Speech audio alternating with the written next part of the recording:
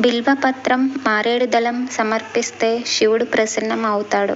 అలాగే శివునికి సమర్పించకూడనివి చాలా ఉన్నాయి. అందులో ముందు తులసి ఉంటుంది. తులసిని శివునికి సమర్పించకూడదని నమ్మకం. దీని వెనుక ఉన్న పురాణ గాథ ఏంటో ఇప్పుడు తెలుసుకుందాం. పరమశివుడు విలక్షణ దైవం. ఆయన భక్త సులభుడు. కోరిందే తడవుగా వరాలను ప్రసాదించే దైవం. అందుకే ఆయనను భోళాశంకరుడు అన్నారు. ఆడంబరాలకు ఆయన దూరం. ఓ చెంబుడు జలంతో అభిషేకం చేసి మారేడు పత్రాలతో పూజ చేస్తే పరవశించిపోతాడాయన. నిరాడంబరుడైన పరమశివుని తత్వం మాత్రం మహా అద్భుతం. బ్రహ్మదేవుని లలాటం నుంచి జన్మించిన శివుడు లయకారుడు. పరమేశ్వరుడు భోళాశంకరుడు.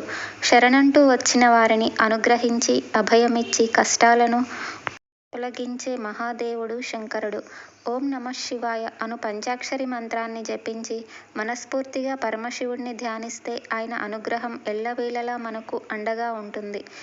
శివ పూజకు పెద్దగా ఆర్భాటాలు అవసరం లేదు. అయితే బిల్వపత్రం, మారేడు దళం సమర్పిస్తే శివుడు ప్రసన్నం అవుతాడు. అలాగే శివుడికి సమర్పించనివి కూడా చాలా ఉన్నాయి. తులసిని శివునికి సమర్పించకూడదని నమ్మకం. తులసిని సమర్పించడం ద్వారా భక్తులు కష్టాలు పాలయ్యే అవకాశం ఉంది.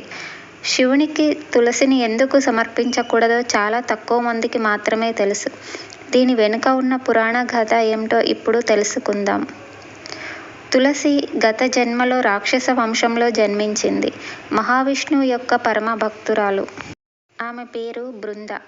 బృంద రాక్షసరాజు జలంధరుని వివాహం చేసుకుంది. జలంధరుడు తన భార్య యొక్క భక్తి, విష్ణు కవచం కారణంగా అమరత్వం యొక్క వరం పొందాడు. ఒకసారి జలంధరుడు దేవతలతో యుద్ధం చేస్తున్నప్పుడు బృంద తన భర్త విజయం కోసం పూజలు చేయడం ప్రారంభించింది. ఉపవాస ప్రభావం వల్ల జలంధరుడు ఓడిపోలేదు. అప్పుడు దేవతలందరూ విష్ణువును కోరారు. ఆ తర్వాత విష్ణువు జలంధరుడి వేషంలో బృందానికి చేరుకున్నాడు.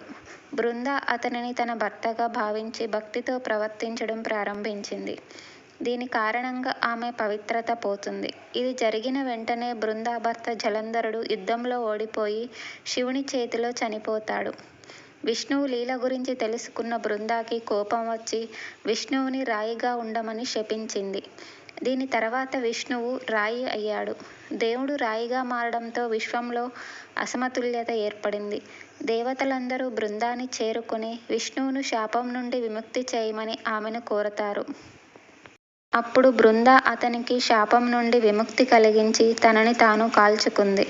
బృందాని చనిపోయిన చోట తులసి మొక్క పెరిగింది.